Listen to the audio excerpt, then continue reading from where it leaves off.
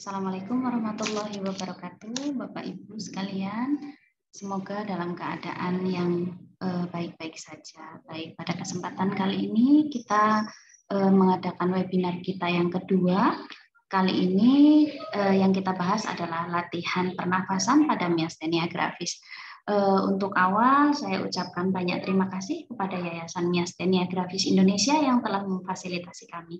Jadi kami dari Rehabilitasi Medik Rumah Sakit Umum Daerah Dr. Sutomo akan menyajikan mengenai latihan pernapasan pada miastenia gravis dengan narasumber kami adalah Dr. Teta Deliana Putri. Pertama-tama kita panjatkan puji syukur kehadirat Tuhan Yang Maha Kuasa karena kita masih diberi limpahan karunia dan rahmat-Nya. Baik, semoga kegiatan kali ini bermanfaat bagi kita semua. Tidak lupa kami ucapkan selamat menjalankan ibadah puasa bagi Bapak Ibu yang menjalankannya. Baik, kita akan menyaksikan pemaparan dari Dr. Teta Deliana Putri mengenai latihan pernapasan pada miastenia gravis.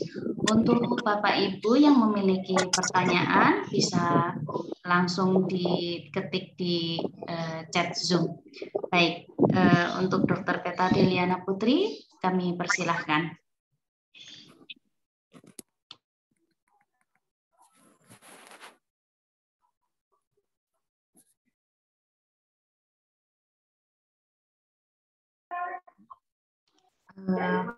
Mohon maaf karena untuk narasumber kami masih bermasalah untuk jaringan internetnya, jadi mohon untuk kesediaannya dalam menunggu, nggih.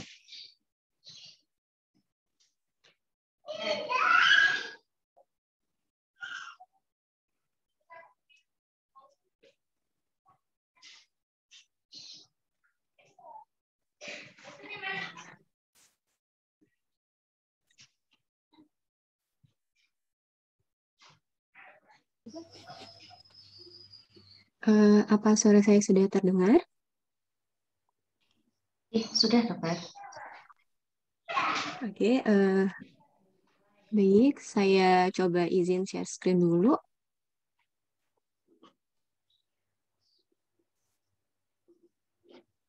Untuk hostnya, boleh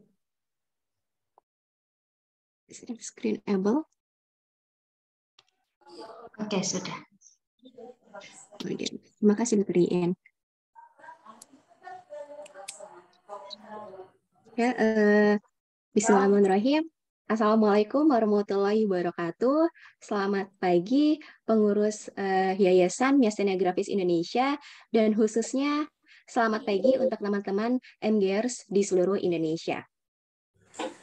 Pada kesempatan istimewa kali ini, webinar selanjutnya pada hari ini kita akan sama-sama memaparkan mengenai latihan pernafasan pada pasien-pasien dengan miastenia gravis.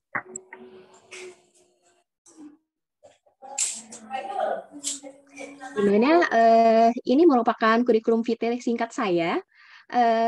Saya Dr. Teta Deliana Putri, asalnya dari Pulau Sumatera, dari Sumatera Selatan, Palembang, di mana pendidikan dokter umum saya lulus tahun 2016 di Universitas Sriwijaya, kemudian dari 2019 sampai sekarang saya sedang menjalani pendidikan dokter spesialis kedokteran fisik dan rehabilitasi di Universitas Airlangga Surabaya, kemudian juga saya sedang menjalani pendidikan Master of Clinical Medicine saya di Universitas Airlangga.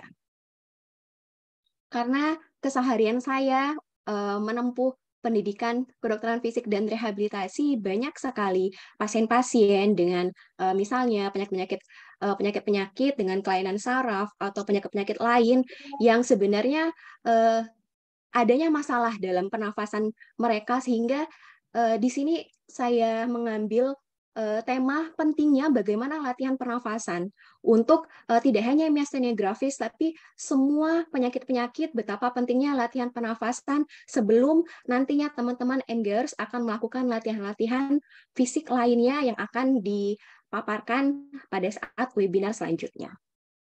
Kita mulai saja ya.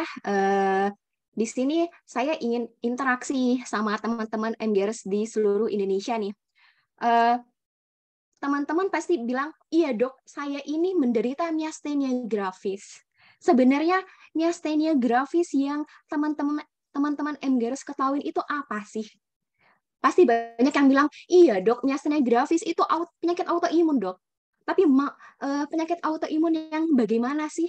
Sebenarnya apa sih yang terjadi di tubuh saya ini? Yang terjadi itu seperti apa? Mungkin ada teman-teman MGers yang tahu sekilas sebenarnya miastenia gravis yang diderita teman-teman itu penyakitnya seperti apa. Mungkin ada teman-teman yang ingin menjawab, yang teman-teman ketahuin aja tentang sebenarnya miastenia gravis itu apa, dokter? Mungkin ada salah satu teman-teman MGers yang ingin menjawab, yang tahu sekilas tentang miastenia gravis itu apa? Ada? Oke, ada? Oke, gini. Jadi sebenarnya tuh apa sih dok? Kita pentingnya tahu. Ya udah dok, saya taunya ya saya menderita miastenia gravis aja dok. Kenapa saya harus tahu tentang penyakit di detail saya? Kan itu urusannya dokter, bukan urusannya saya. Saya tanya, oh penyakit saya ini, obat saya ini. Apa dok pentingnya? Karena slide ini adalah slide utama dari webinar kemarin, hari ini, dan seterusnya. Teman-teman MGers harus tahu tentang penyakitnya. Sehingga apa yang terjadi di tubuh teman-teman sekalian harus tahu. Karena apa? Kenapa kita harus mengenal penyakit ini? Ada peribahasa, tak kenal maka tak sayang. Kalau teman-teman tidak tahu apa penyakit yang diderita teman-teman, apa yang terjadi di tubuh teman-teman, bagaimana teman-teman tahu, oh peran obat-obatan penting ya ternyata di dalam penyakit saya. Oh, dengannya latihan itu berpengaruh terhadap penyakit saya ini. Dengan saya tahu, saya pahami apa yang terjadi di tubuh saya tahu apa yang saya boleh dan yang tidak boleh saya lakukan. Ketika teman-teman tahu mendetail mengenai apa penyakit yang diderita saat ini, insya Allah keluhan-keluhan itu semakin jarang terjadi. Tidak ada keluhan-keluhan, kenapa ya saya dikasih penyakit ini? Kenapa ya penyakit ini membuat saya jadi tidak aktif? Karena teman-teman nggak tahu sebenarnya apa penyakit ini, apa modal yang ada supaya teman-teman bisa aktif lagi. Jadi kita harus tahu supaya nantinya teman-teman Engers itu lebih mencintai diri teman-teman sekalian dengan penyakit yang ada ini. Oke, slide selanjutnya ini agak fokus nih, agak berat pemahamannya. Kita mulai dari bagaimana apa sih miastenia gravis itu? Miastenia gravis itu loh dok, kelainan autoimun dokter. Di mana nantinya gini dok, di dalam tubuh kita nih ada antibodi yang menyerang namanya reseptor asetilkolin pada neuromuscular junction, di mana di sini nanti adanya gambar, di mana gambar yang atas itu adalah saraf, gambar yang di bawah itu adalah otot. Neuromuscular junction itu ibaratnya adalah jembatan ini, sedangkan peran utamanya adalah balon-balon ini, bola-bola kecil ini yang namanya asetilkolin, dan di sini adalah nyantolnya asetilkolin, yaitu reseptor asetilkolin pada neuromuscular junction. Sehingga terjadinya gangguan ini mengganggu sistem sinaps. Sistem sinaps di tubuh mengganggu gangguan otot, kontraksi otot khususnya. Jadi menyebabkan kelemahan dari otot-otot di seluruh tubuh, baik otot okuler, bulbar, ekstremitas, trunk. Kalau saya jelaskan seperti ini, walaupun sudah ada gambar, pasti responnya teman-teman Engers, apa sih dok reseptor asetilkolin? Apa sih neuromuscular junction dokter? Walaupun dokter sudah kasih gambar, kok saya masih nggak ngerti ya dok ya apa yang terjadi di tubuh saya ini. Makin pusing, karena slide tadi banyak sekali kata-kata kedokteran yang ibaratnya teman-teman nggak ngerti. Ya. Kemudian karena tadi slide-nya begitu banyak kata-kata kedokteran dan teman-temannya pusing untuk mengerti penyakit ini, kita logi. Ya. Di sini analoginya ada gambar saklar, dokter, kemudian ada gambar kabel, ada lampu, kemudian ada otot di tubuh-tubuh kita. Oke, kita balik lagi ke sini. Yang tadi yang saya bilang adalah poin pentingnya adalah bola-bola kecil ini dan tempat bola-bola ini nyantol. Oke. Kita ibaratkan bola-bola tadi adalah kabel listrik. Nyantolnya kabel listrik ini buat nempelnya supaya kita bisa menghidupkan lampu di rumah kita. Ibaratnya kita lampu listrik di rumah kita tuh harus dicolok dulu. Nah, baru analogi lampu listrik yang menyala ini adalah otot-otot kita. Jadi dibutuhkannya energi listrik dari saklar berjalan sampai ke kabel supaya lampu listriknya nyala. Supaya kita bisa kontraksi, otot kita ini kontraksi nih, supaya kita bisa bergerak. Ya, ini adalah analoginya. Jadi, kalau yang terjadi di miastenia gravis itu seperti apa, dokter? Ternyata ada kabel yang colokannya mirip. Misalnya, kita ibaratkan colokan lampu listrik sama dengan colokan AC. Sehingga dia cepat duluan yang nempel supaya hidup. Ya. Colokan lampu listrik, yaitu kabel AC ini adalah antibodi yang menyerang di dalam tubuh kita. Sayangnya, kecepatan kabel listrik nyantol di saklar untuk AC itu lebih cepat dibandingkan dengan listrik. Jadi, AC-nya selalu nyala duluan dibandingkan dengan listrik. Listriknya nggak nempel saklar. Karena nempel di saklar, lampunya nggak nyala. Sama di tubuh kita. Karena lampunya nggak nyala, nggak ada kontraksi otot. Otot di seluruh tubuh kita nggak berkontraksi secara maksimal. Karena saklarnya udah diambil sama AC, bukan sama lampu listriknya. Ini yang terjadi. Tapi di tubuh kita, lampu listriknya itu bisa chargeable, dokter. Lampu listrik di tubuh kita ini itu menyimpan baterai. Jadi walaupun enggak dicolok ke sakarnya tadi, dia masih bisa hidup. Ya kan? Masih bisa hidupnya karena ada simpanan baterai. Jadi misal lampunya karena ada simpanan baterai, pagi hari nyalanya kenceng, nyalanya terang, dokter. Jam 10 masih terang, dokter. Masih terang lah lampunya, gitu kan. Jam 12 agak redup ya, dok, lampunya. Sore, loh, redup banget, dokter. Remang-remang. Lampunya butuh dicas, butuh dicolok ke saklar. Ini yang terjadi keluhan-keluhan pada teman-teman sekalian. Pada pagi hari, iya dok, saya pagi hari nggak begitu sesak sih dok, saya masih bisa jalan-jalan di sekitar rumah. Atau pagi-pagi kelopak mata saya masih belum berat dokter, masih bisa untuk buka. Loh, tapi kok siang menuju sore saya jalan 50 meter aja, kok sesak, kok ngos-ngosan dokter, ya beda dengan pagi hari. Atau kelopak matanya, kok makin sore kelopak mata saya makin berat ya dokter, akibat ini tadi. Baterainya nggak tahan sampai sore. Baterainya perlu dicolok, perlu ditempel ke saklarnya. Tapi saklarnya untuk kabel AC. Gimana buat nyalain lampunya, dokter? Ya, inilah peran obat-obatan. Yang saya bilang tadi, adanya kompetisi untuk nempel di saklar ini antara kabel AC dan kabel lampu, di mana pergerakan kabel AC ini lebih cepat dibandingkan kabel lampu. Disinilah peran obat-obatan, di mana dia buat pergerakan kabel AC ini lebih lambat dibandingkan lampu, sehingga yang dicolok ke saklar adalah kabel lampu.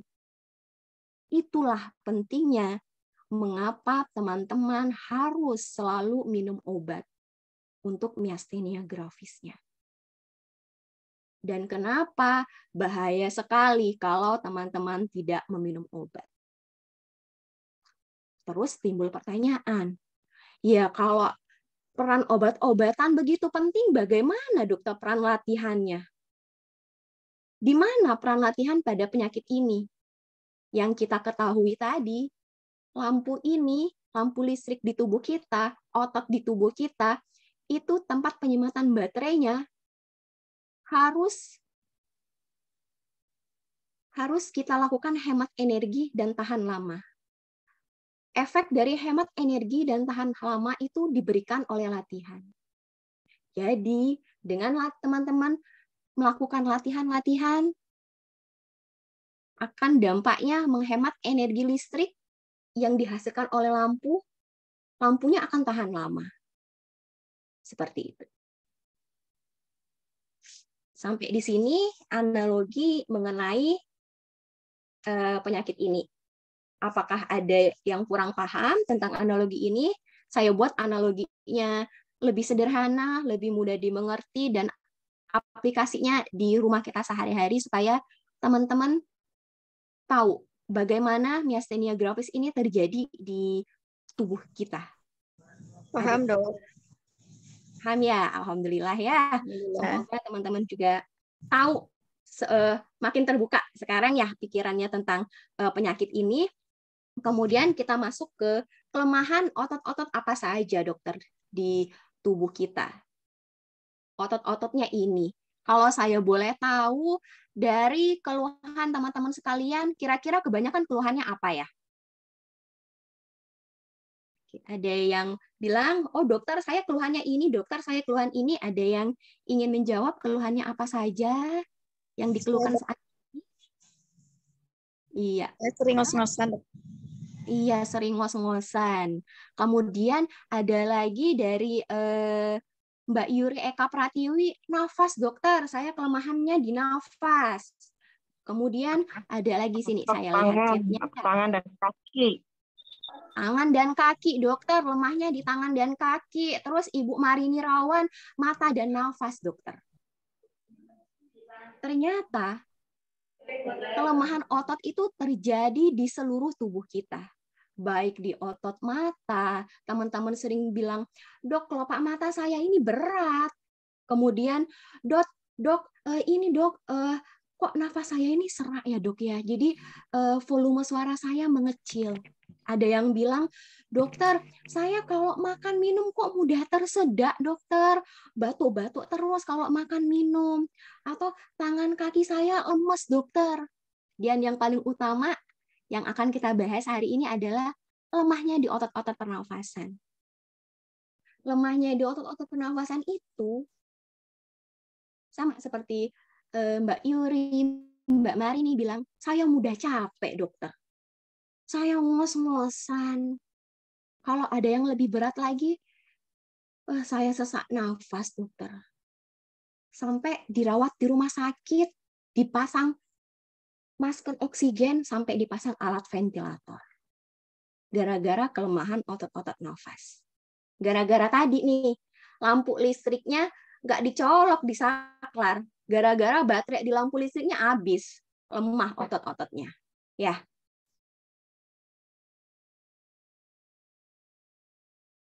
Jadi apa dokter manfaat latihan? Terutama latihan nafas ini apa sih dokter? Manfaatnya, kalau nggak ada manfaat, saya untuk apa latihan? Ingat tadi prinsip lampu tadi. Kita mau lampunya hemat energi dan tahan lama. Jadi, manfaat latihan ini adalah yang pertama, meningkatkan kekuatan otot, terlebih lagi kekuatan otot-otot pernafasan, yang biasanya kebanyakan di dinding dada depan. Ya, nah, gitu. Ininya saya nggak begitu ya, saya gini dikit. Kemudian yang kedua, meningkatkan endurance. Endurance ini ketahanan dari otot-otot pernafasan. Ya. Dengan meningkatkan kekuatan otot, ototnya jadi tahan lama, otomatis meningkatkan fungsi paru-paru kita. Meningkatkan fungsi paru-paru kita Kan otot-otot tadi ada di depan dinding dada nih. Jadi pergerakan dinding dada kita juga meningkat. Sehingga keluhan sesak berkurang, keluhan mudah capek berkurang. Sesak berkurang, mudah capek berkurang, pasti otomatis aktivitas fisik bertambah, dokter. Saya udah bisa lakuin nyapu, dokter. Saya sekarang udah nyapu, ngepel 1 kamar, dokter. Dulu saya 1 kamar, dokter. Sekarang 2 kamar, ya sesak-sesak dikit lah, dokter. Berarti itu dari yang semuanya.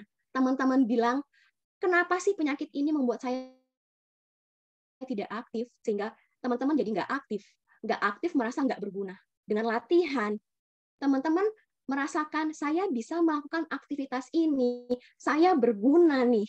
Jadi meningkatkan kualitas hidup teman-teman sekalian. Itu yang paling penting. Kemudian masuk di intinya.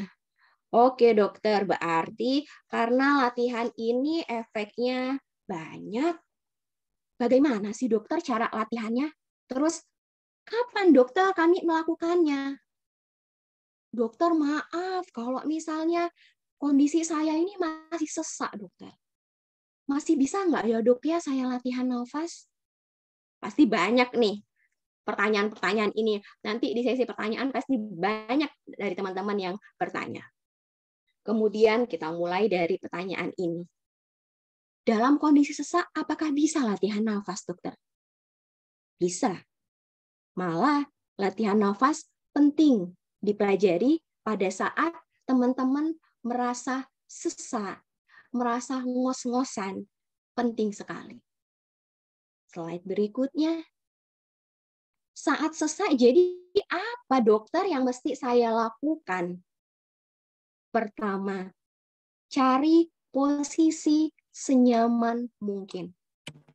Posisi yang membuat teman-teman nyaman, posisi yang membuat sesaknya berkurang. Tapi biasanya pasien dan keluarga pasien itu salah, mindset-nya salah.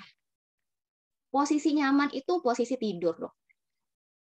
Kalau sesak, pasiennya dipaksa tidur, terus dia nggak nyaman, nambah sesak. Jadi posisi nyaman tidak selalu tidur telentang. Teman-teman tidur dengan bantal 4, tingginya 4, monggo kalau nyaman dan sesaknya berkurang. Dokter, saya mau tidur, bantalnya ditumpuk 4, saya miring ke kanan. Silahkan, selama itu nyaman dan sesaknya berkurang.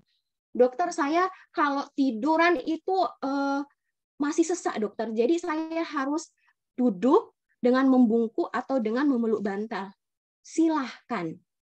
Carilah posisi senyaman mungkin yang teman-teman ngerasa sesaknya berkurang. Karena yang paling tahu posisi nyaman itu teman-teman sekalian, bukan dokter, bukan keluarganya. Karena teman-teman sendiri yang ngerasain sesak. Ya. Jadi yang pertama, cari posisi senyaman mungkin. Kemudian kontrol. Pasti kalau sesak semua orang panik. Kalau saya bilang jangan panik, atur pola nafas, nggak bisa dokter. Naluri manusia kalau sesak pasti panik. Ketika sesak, yang ada nafasnya malah cepat, buangnya malah pakai suara. Jadi kayak gini. Karena dikira makin banyak dia narik nafas, sesaknya makin kurang. Ternyata salah. Kita kontrol pola nafasnya.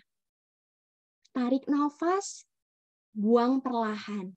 Kalau saya bilang sama pasien-pasien, terutama pasien-pasien di ruangan saya, ketika buang nafas perlahan itu, mulutnya mencucu ke depan sambil meniup, seolah-olah meniup balon atau meniup lilin.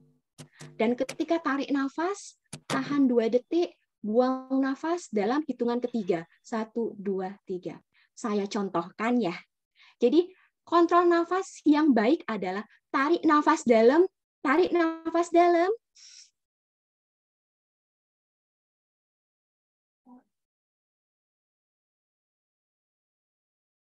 Lihat mulut saya. Tarik nafas. Buang.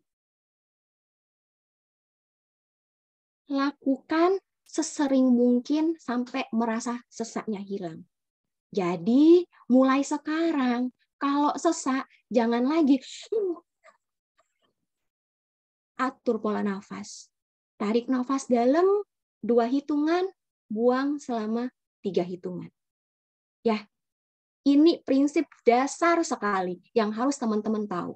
Ya, karena sesak, mudah capek, ngos-ngosan itu keluhan yang paling sering pada miastenia gravis. Jadi ini harus hafal di luar kepala. Ya.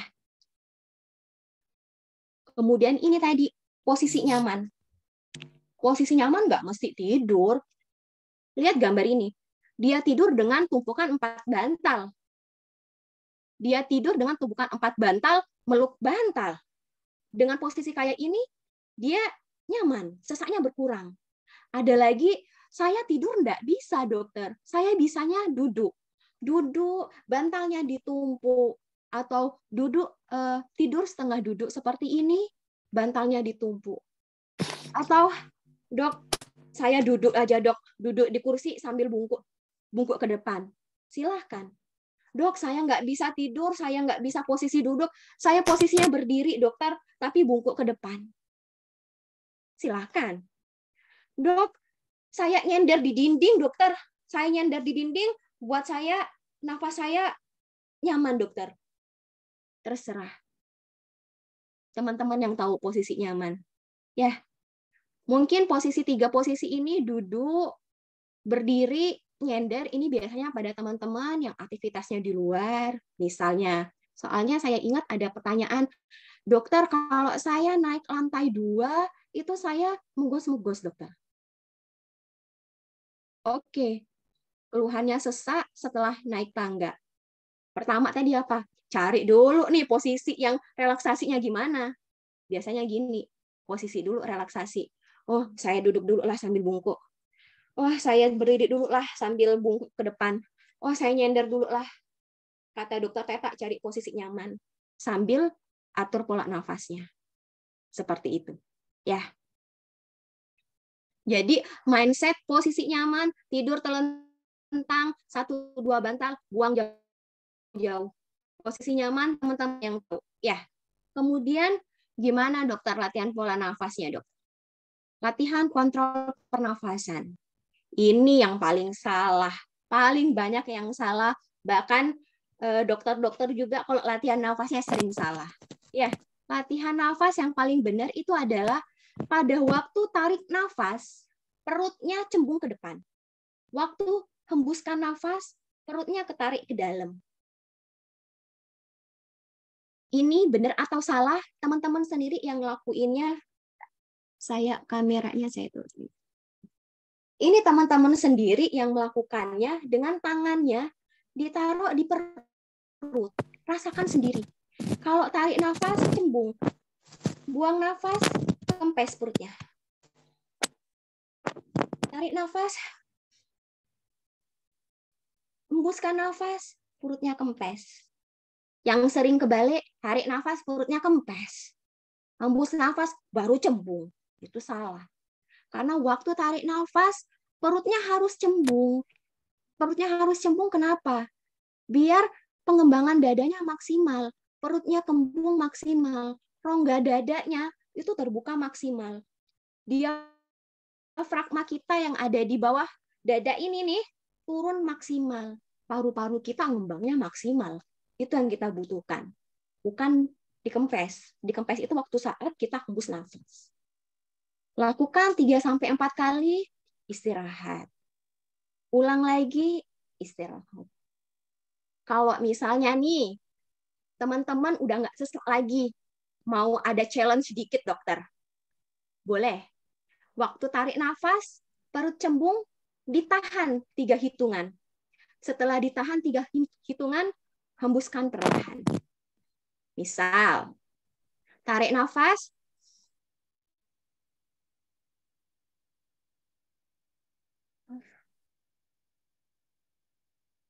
tarik nafas, tahan 3 hitungan, buang.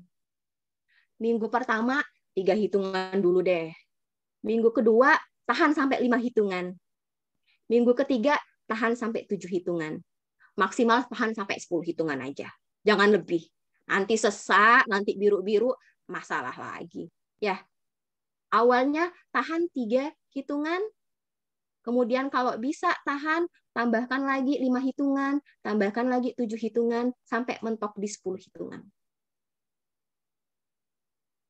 Kemudian, latihan pergerakan dinding dada. Ini dilakukan kalau misalnya pasiennya stabil dalam artian tidak sesak. Ya. Latihan pergerakan dinding dadanya, di sini ada 2 gambar, ada gambar pada saat tarik nafas dan hembus nafas. Yang gambar pertama dulu kita bahas. Ini boleh dilakukan posisinya duduk di tempat tidur, posisi duduk atau di kursi terserah. Posisinya duduk, kita beri tahanan di salah satu dada kita. Tahanan kita neken ke arah dadanya, ke arah dalam, ke arah dada. Kemudian kita nafas sambil mengembangkan dada. Jadi miringnya ke arah berlawan. Kemudian buang nafas. Seperti itu. Ya, ini adalah fungsinya tahanan yang kita berikan sendiri, tangan kita menekan dindingnya. Kalau mau dua-duanya boleh, langsung dua-duanya. Dua-duanya tapi nggak miring kanan, miring kiri ya. Tapi kasih tahanan, tarik nafas, sambil kita tarik nafas, kembangkan dada selebar-lebarnya sambil kita tahan tahanan ini. Seperti itu. Ya. Yang kedua. Ini mungkin belum ada bayangannya, nanti di terakhir saya akan ada video biar lebih ada bayangannya ya.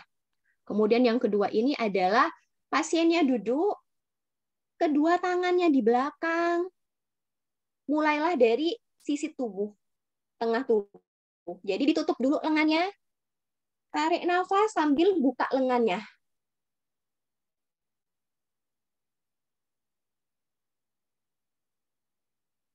Kayak gitu ya. Tarik nafas, buka lengannya, hembuskan nafas sambil ditutup lengannya. Atau bisa juga saya mau gini, dokter.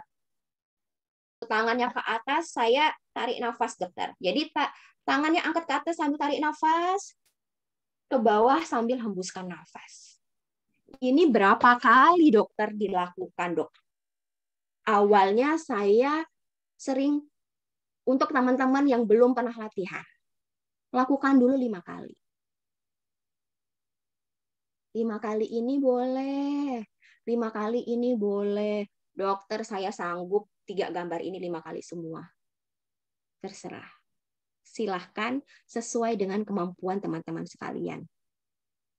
Setelah dilakukan 5 kali pengulangan, sehari berapa kali, dokter? 2 kali aja dulu. Pagi, sore. 5 kali pagi, 5 kali sore. Kemudian, kalau sudah terbiasa, boleh sampai 10 kali pengulangan, boleh dilakukan pagi, siang, sore, atau dokter, dikit sekali dokter, sehari itu cuma 3 kali. Mau silakan, mau 5 kali silakan. Nafas, jangan capek, sesak. Jangan dipaksakan. Ya. Satu lagi nih yang paling sering. Tadi kontrol nafas sudah. Gimana dokter kalau saya ini sering batuk, dokter? Batuk ada dahaknya. Kalau saya batuk mau ngeluarin dahak itu kok capek, narik nafas capek. Dada saya sakit, dahaknya enggak keluar. Ya karena tekniknya salah. Ada 2 teknik. Yang pertama, kami bilangnya latihan batuk efektif. Posisinya ada 3 posisi. Boleh posisinya setengah duduk, posisinya tidur miring, atau duduk di tepi bed. Kalau setengah duduk atau miring, itu kedua lututnya tekuk. Kalau duduk di tepi bed, membungkuk ke depan. Kalau saya bilang sama pasien saya, Ibu, kalau Ibu bingung, waktu Ibu mau batuk, duduk, setengah duduk, cepat-cepat cari bantal, peluk bantalnya, baru kita latihan batuk. Tidur miring juga. Cepat-cepat cari bantal, peluk bantalnya, bungkuk ke depan. Duduk di tepi bed juga, cepat-cepat cari bantal, peluk bantalnya, batuk. Batuknya bagaimana, dokter? Kalau pasien-pasien pasti batuknya nggak ada polanya, batuknya cuma oh, jelas. Dahak nggak keluar, capek ada. Jadi yang benar, sebelum batuk itu, tarik nafas dalam, tahan 2 hitungan, waktu mau batuk, buka nafas, buka mulutnya sedikit. Sampai salah saya bilang. Jadi tarik nafas dalam, tahan 2 hitungan, batukkan sambil mulutnya membuka sedikit, tidak ditutup ya, mulutnya dibuka. Kemudian tarik otot-otot perutnya, bungkuk ke depan, batukkan. Dilakukan 2-3 kali. Habis itu kontrol nafas. Jangan terus-terusan batuk. Nafas kita nggak dikontrol. Saya contoh. Jadi kalau misalnya mau batuk, ibarat saya duduk ya, saya setengah duduk, saya udah meluk bantal nih, bungkuk ke depan. Tarik nafas dalam.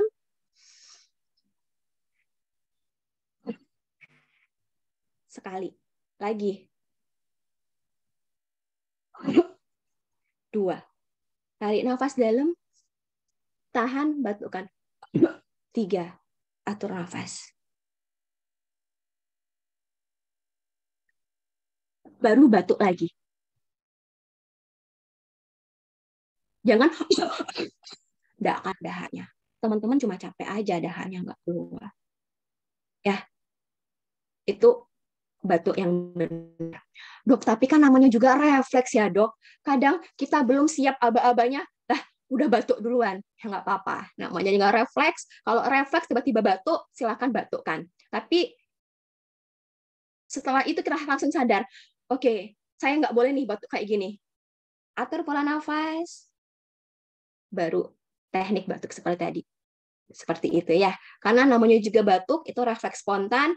Kalau refleks spontan pertama, batuknya tidak dikontrol, nggak apa-apa. Setelah itu baru kita sadar nih, oh saya belum kontrol batuknya. Baru kita atur nafas, batukkan. Ada satu lagi, latihan huffing. Huffing ini ekspirasi. Maksudnya ekspirasi adalah hembusan paksa. Kalau latihan batuk efektif, kita nariknya di saya setengah badan. Kalau ini kita nariknya di perut. Kalau huffing ini kita tarikannya adalah di tenggorokan dengan membuka pita suara.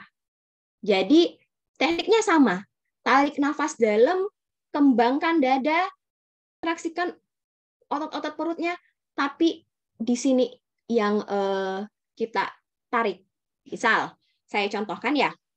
Tarik nafas dalam, kembangkan dadanya. Yang keluar adalah yang di tenggorokan. Tarik nafas, kembangkan dada, kontraksikan otot perut, buang. Beda sama yang tadi. Ya, rasain sendiri. Kalau batuk yang pertama adalah waktu tarik nafas, tahan, kita mengencangkan semua otot-otot yang di sini, otot-otot perut. Ketika huffing, itu kita hanya mainkan di tenggorokan. Ini paling bagus pada pasien-pasien dengan misalnya pasien-pasien post operasi deh. Kita mengurangi tekanan di kepalanya, tekanan di perutnya, kita suruh latihan huffing.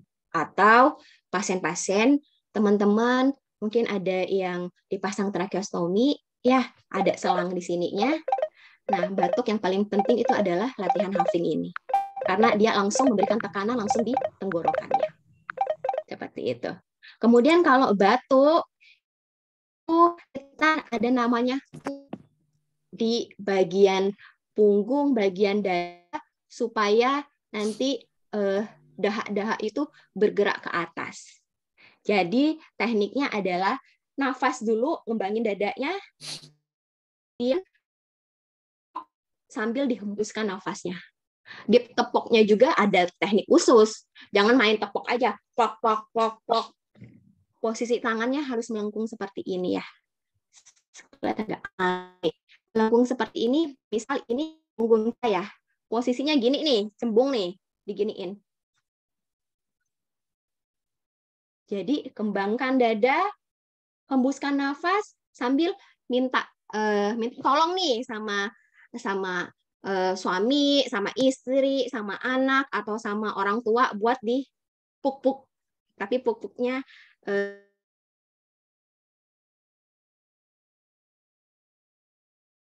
posisinya gini, dan breathing control lagi, atur pola nafasnya. Baru batuk. Kontrol nafas lagi. Kayak gitu. Ini kalau teman-teman aware, teman-teman fokus, pasti sering, iya ya dok, ya breathing control, atur nafas, kok sering banget diulang-ulang ya dok ya di sini ya dok ya. Ya itu tadi, karena salat yang pertama tadi, itu kuncinya. Posisi relaksasi, atur pola nafas, itu yang paling penting. Nah, ini yang sering kami lakukan di rumah sakit, postural drainase, untuk membantu pasien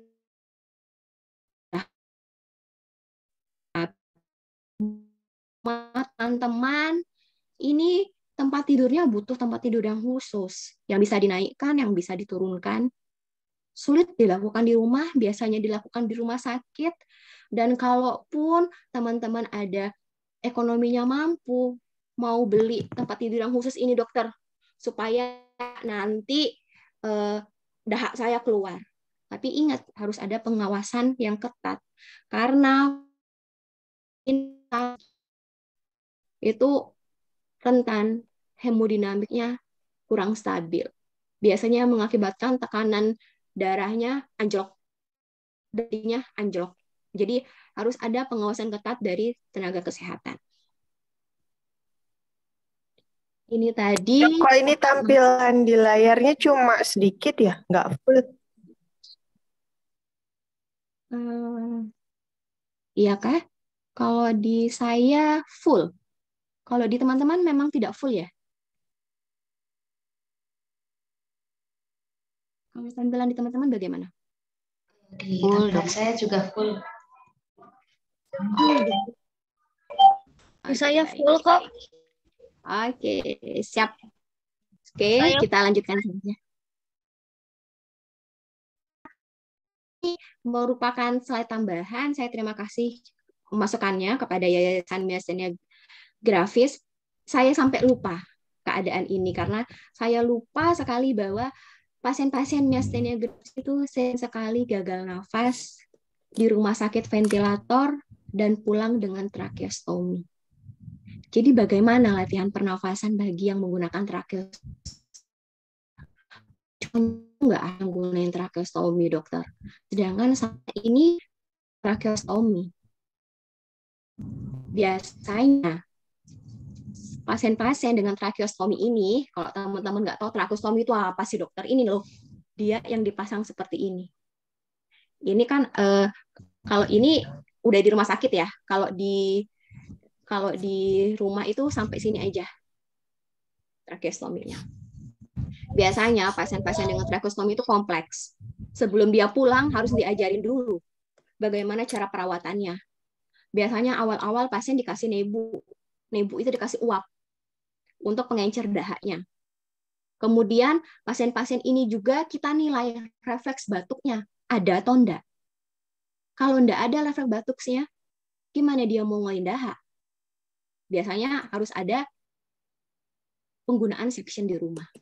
Kalau refleks batuknya bagus, baru kita ajarkan batuk yang bagaimana. Terus latihan nafasnya bagaimana, dokter? Pertanyaan yang selanjutnya adalah, kita tahu bahwa tracheostomy ini dipasang di tenggorokan. Jadi fungsi yang ada di tenggorokan pasti terganggu. Baik itu fungsi menelannya maupun fungsi bicaranya pasti terganggu. Jadi kalau misalnya ada kesempatan kesempatan lain waktu, dikasih kesempatan, dikasih kesehatan, mungkin bisa akan diadakan webinar selanjutnya mengenai bagaimana latihan rehabilitasi untuk fungsi menelan dan bicara ya. Kemudian di sini. Jadi gimana dokter untuk tracheostomy? Posisi relaksasi sama, kayak yang tadi, nggak ada bedanya. Carilah posisi senyaman mungkin. Kontrol pola nafasnya juga sama. Nggak ada yang beda.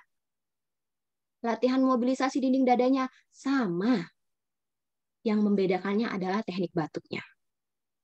Teknik batuknya untuk pasien-pasien dengan tracheostomy, makan posisinya adalah duduk, ya, atau kalau misalnya berbaring dengan posisi setengah duduk. Kemudian batuknya tadi adalah huffing. Huffing menggunakan tekanan di tenggorokannya yang dihembuskan secara paksa. Jadi kontrol nafas, mengembangkan dinding dada, tahan nafas, baru hembuskan nafas secara paksa. Kontrol nafas, kembangkan dinding dadanya, tahan, hembuskan. Tekanannya di tenggorokan. Itu kalau yang tracheostomy. Kemudian, kalau misalnya sudah dokter saya lakukan, ini tidak hanya, ini saya ambil contoh tracheostomy aja ya. Ini nggak hanya tracheostomy kok, yang nggak tracheostomy juga bisa pakainya.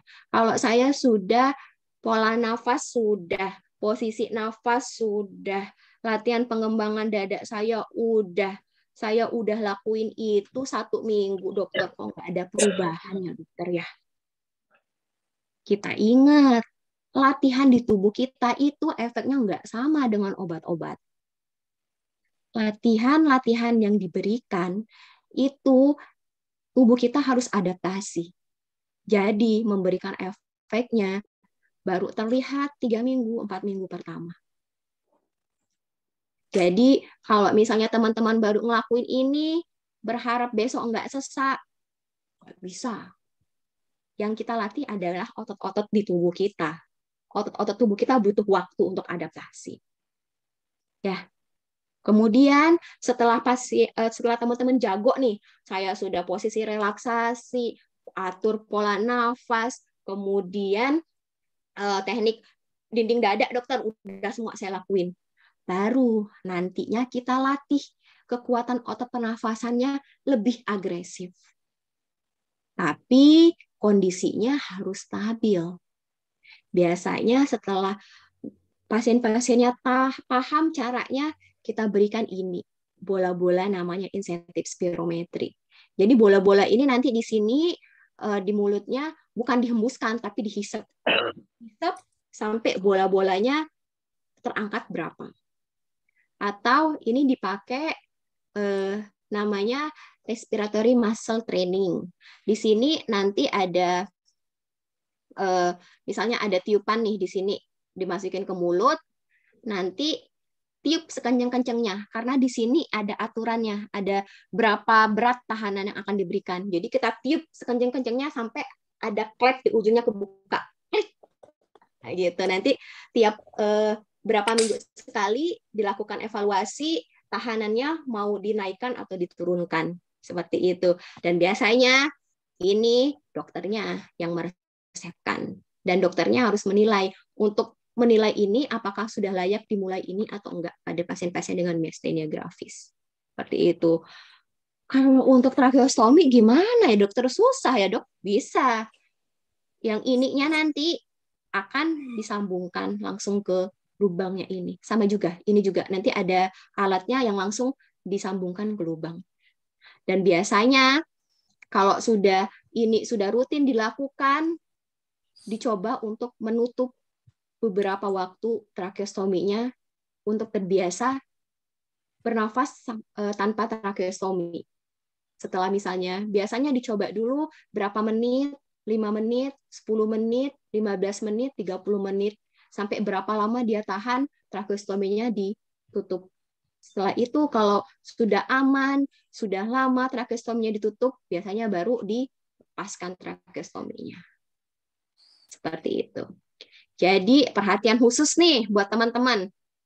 Saya bersyukur latihan pernafasan ini dibawakan sekarang, karena latihan pernafasan ini penting sekali teman-teman pahami sebelum nantinya akan ada webinar mengenai bagaimana latihan aerobiknya, bagaimana latihan keseimbangan dan lain-lainnya.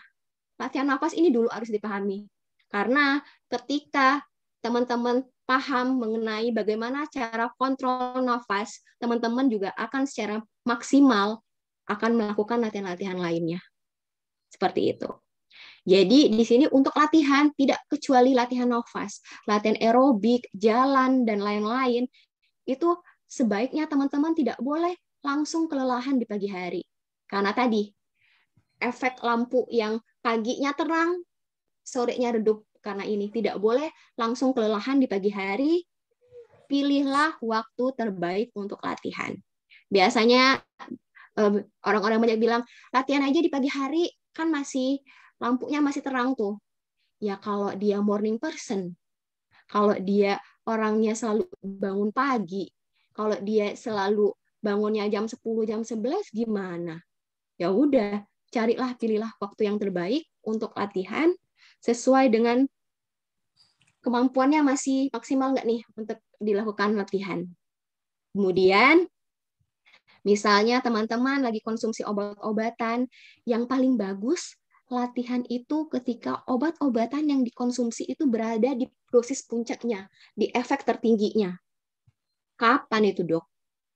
Kalau dosis obat-obatan itu tuh udah nyampe dosis puncaknya itu kapan, Dokter? Setelah 1,5 jam sampai 2 jam mengkonsumsi obat-obatan.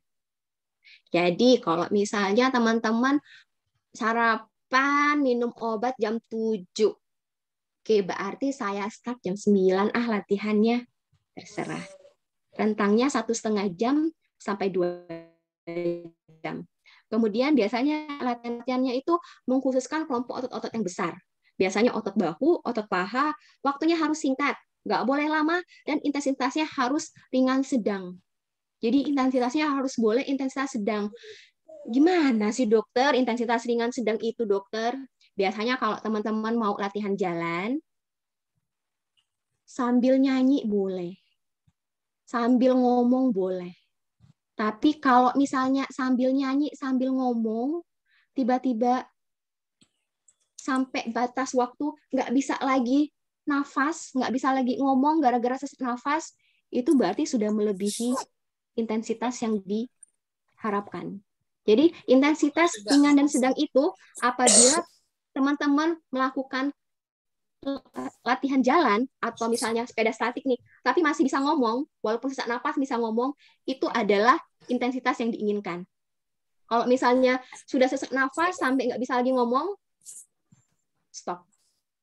Kemudian ini tadi yang webinar pertama kita bahas, mengukur nadi sendiri itu bukan kewajibannya tenaga kesehatan.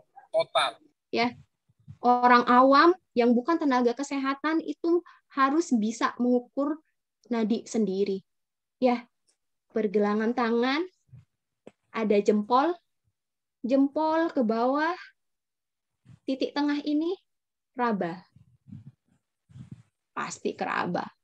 Ada denyutan di sini. Dan ini bukan tenaga kesehatan yang lakuin. Teman-teman yang bukan tenaga kesehatan harus bisa. Ya, itu mudah sekali. Dan ukur.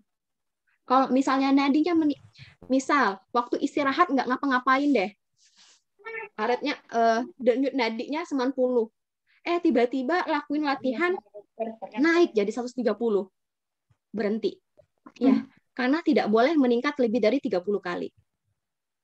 Kemudian berhenti latihan kalau sesak nafas, gejala miastenianya lebih berat, dan masih lelah walaupun sudah beristirahat 2 jam. Dan yang paling penting ini, konsultasi ke dokter sebelum memulai latihan. Ya, karena setiap orang itu berbeda-beda. Sifat orang kita, dok, kok latihannya ini ya dok ya, kok saya latihannya ini ya, kok beda. kan sama-sama miastenia gravis. Ya beda. Setiap orang fungsi kapasitasnya beda-beda. Jadi harus konsultasi ke dokter. Seberapa berat, seberapa mampu latihan yang diberikan. Yang terakhir, take home message yang harus teman-teman dapatkan, mudah-mudahan yang didapat ya, moga-moga bermanfaat webinar yang saya berikan. Yang pertama, kenalilah lebih dalam penyakit yang diderita itu seperti apa. Kemudian, kemampuan diri yang saya punya itu apa sih? Berapa banyak kemampuan diri yang saya punya? Dan maksimalkanlah dengan latihan. Obat-obatan, latihan itu sangat penting perannya. Bukan omongan saya ya. Banyak penelitian di luar negeri udah bilang. Obat-obatan dikombinasi dengan latihan itu luar biasa manfaatnya untuk mengurangi kelelahan dan mencegah kekambuhan atau bisa dibilang eksaserbasi yang lebih parah. Yang keempat tadi, latihan itu memerlukan waktu untuk beradaptasi dan memberikan efek pada tubuh. Jadi kalau misalnya, dok saya latihan 1 minggu kok masih gini-gini aja, ya perlu waktu lah otot-ototnya beradaptasi. 3-4 minggu baru memberikan efek yang sedikit, maksimal efek yang diberikan adalah kalau saya baca di literatur 8-12 minggu. Jadi 2-3 bulan. Yang terakhir, lakukanlah yang terbaik, ya, tetap semangat dan tetap aktif. Tetap aktif dalam artian sesuai dengan kemampuan diri. Oke, sekian presentasi dari saya. Mudah-mudahan saya harap teman-teman M-Girls sekarang ngerti bagaimana cara latihan pernafasannya dan dipraktekkan. Itu yang paling penting. Terima kasih. Saya akhiri dengan wassalamualaikum warahmatullahi wabarakatuh. Baik, terima kasih Dokter Teta atas paparannya, sangat jelas sekali. Semoga bermanfaat untuk teman-teman MGR sekalian. Baik, kita masuk ke sesi diskusi. Jadi ini saya bacakan pertanyaan yang sudah masuk di chat Zoom dari Bapak Edi Widodo. Jadi menanyakan saat sesak nafas itu sulit untuk menarik nafas, bahkan saat narik nafas berasa sakit dan tidak kuat saat narik nafas, bagaimana dok? Dan ini pernah saya alami. Boleh dijawab dahulu, Dokter Teta, monggo silakan.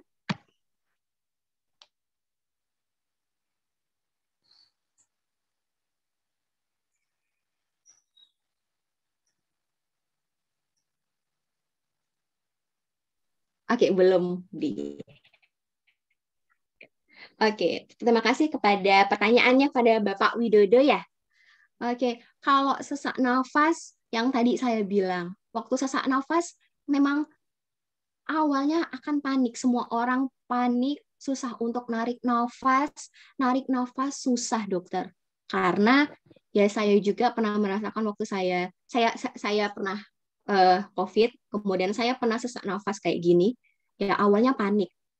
Posisi apapun, tapi hebatnya kita sebagai manusia, mau sesesak apapun, naluri kita sebagai manusia adalah kita cari posisi paling nyaman.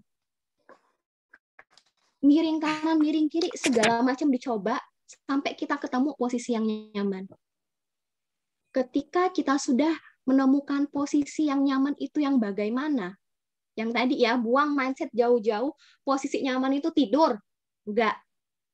Posisi nyaman, duduk, meluk bantal, oke, ini posisi nyaman saya. Ketika kita sudah nyaman, baru kita bisa mengontrol pola nafas. Jadi, kalau Bapak sesak, belum menemukan posisi yang nyaman, nggak akan bisa mengontrol pola nafas, nggak akan bisa narik nafas. Pasti bilang, susah dokter. Temukan dulu posisi nyamannya.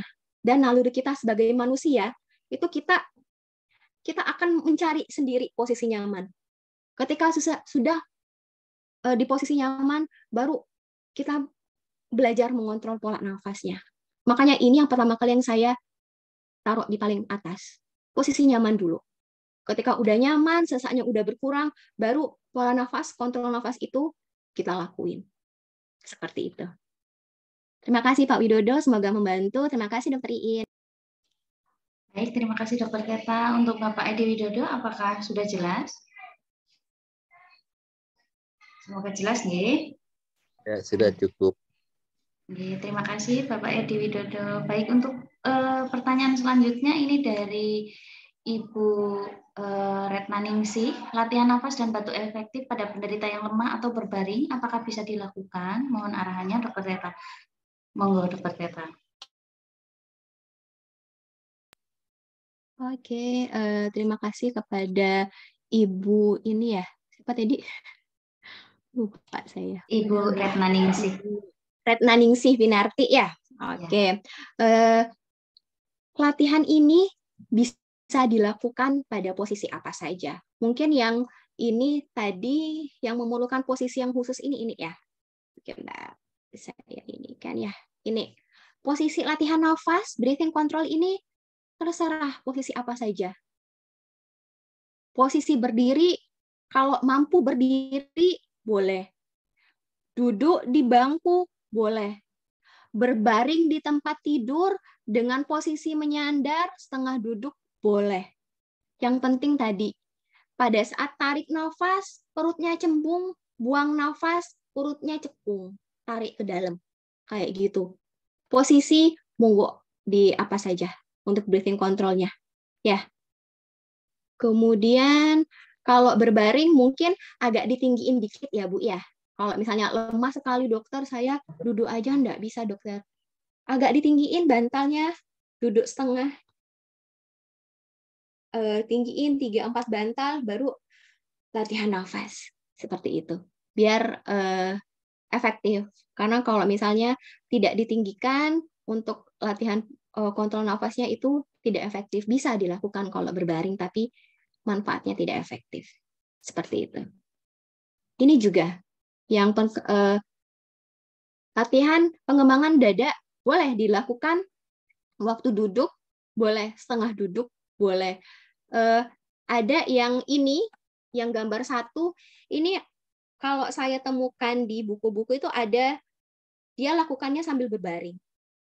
Jadi seperti yang saya bilang tadi, ininya tangannya berada di kedua ini, dia sambil berbaring ya.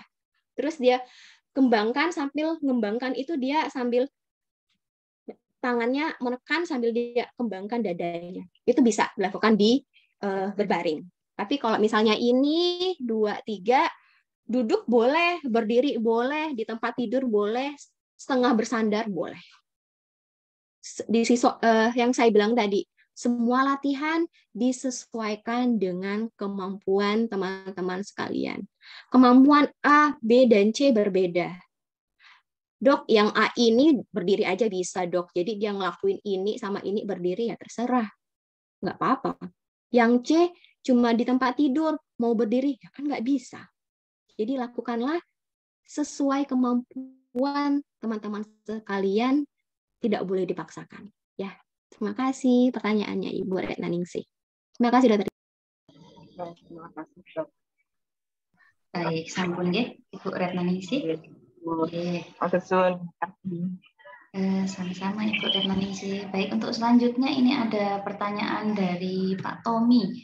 Kenapa ya dokter ketika bangun pagi dada terasa sakit? Nah, mungkin ini jawabannya mungkin akan lebih general ya dokter Teta. Monggo dokter Teta. Iya, general sekali ya kalau misalnya dadanya sakit, dok kok bangun tidur dada saya sakit. Kalau dada sakit itu banyak sekali, Pak. Kalau dada sakit yang pertama, yang sakit itu apakah otot-ototnya? Ya, jadi semisal sebelumnya Bapak melakukan aktivitas berlebihan, jadi paginya otot-ototnya sakit. Bisa jadi dadanya sakit akibat otot-otot di dada-dada depannya yang ibaratnya itu kencang, jadinya sakit dadanya. Yang kedua, kita tahu juga di dada itu ada paru-paru. Apa karena dada sakitnya itu paru-parunya? Apa karena paru-parunya tidak bisa mengembang dengan sempurna?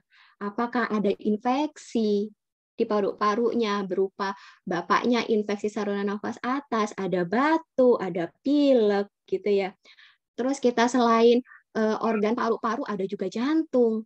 Apakah dadanya sakit dari organ jantungnya. Ditanya lagi, dadanya kalau sakit di bagian mana, bisa nunjuk atau enggak, menjalar atau enggak. Jadi sama seperti kata Dokter Iin, kalau dada sakit itu general, umum sekali, karena banyak sekali organ yang di dada kita di bagian depan. Tapi kalau makanya kalau kita aware juga sesak nafas, pola nafasnya bagaimana. Jadi kalau dada rasakan sakitnya itu di yang mana ya dok ya? Kalau misalnya udah sakit dada, kontrol nafasnya, dengan kontrol nafas kita tenang, kita lebih aware. Enggak deh, kayaknya ini nafas saya deh. Enggak, bukan. Ini kayaknya di bagian dada kiri nih. Kayak gitu. Ketika kita sakit, tenang dulu, atur nafas, tenang.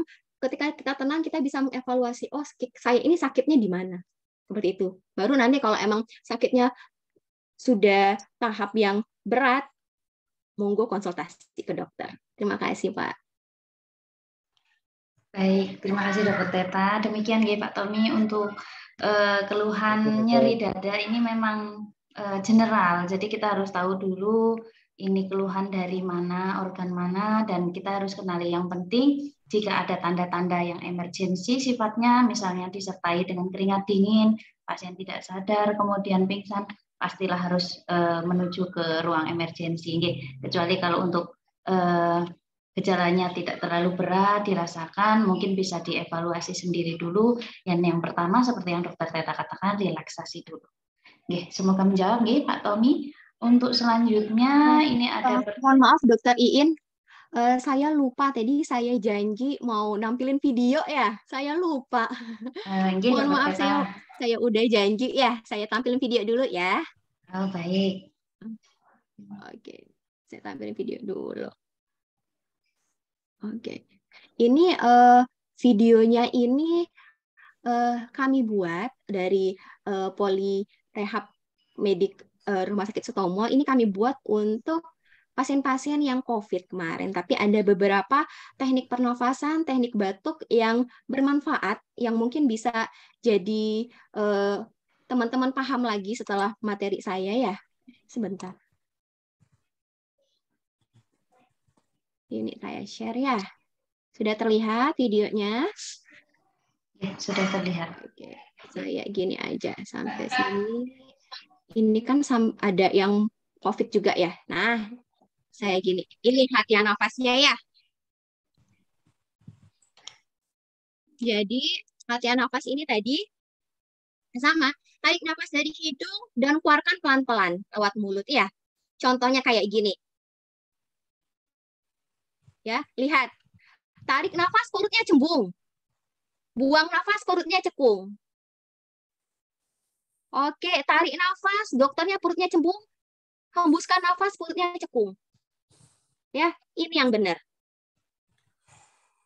Kemudian latihan pengembangan dada, mobilitas dada tadi. Ini boleh posisi duduk, boleh.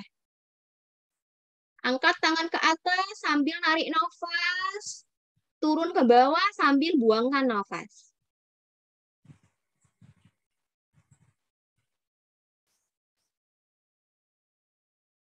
Kemudian cara batuk efektif.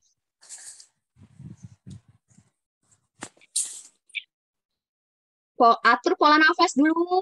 Lihat, atur pola nafas. Tahan. Sambil mengembangkan dada, baru batukkan. Atur pola nafas. Atur lagi pola nafasnya. Tarik nafas, tahan, batukkan. Seperti itu ya. Ini bisa juga massage pada otot-otot pernafasan atau tadi kita pakai puk-puk clapping ya dengan posisi tangannya cembung. Seperti ini.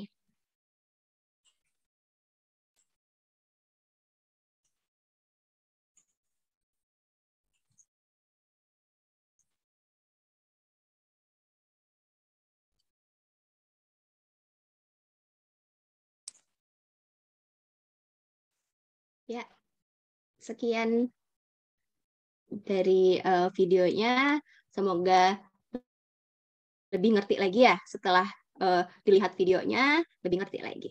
Monggo diteruskan, Dr. Iin. Terima kasih Dokter Teta. Semoga video tadi semakin menambah pemahaman kita tentang latihan nafasnya.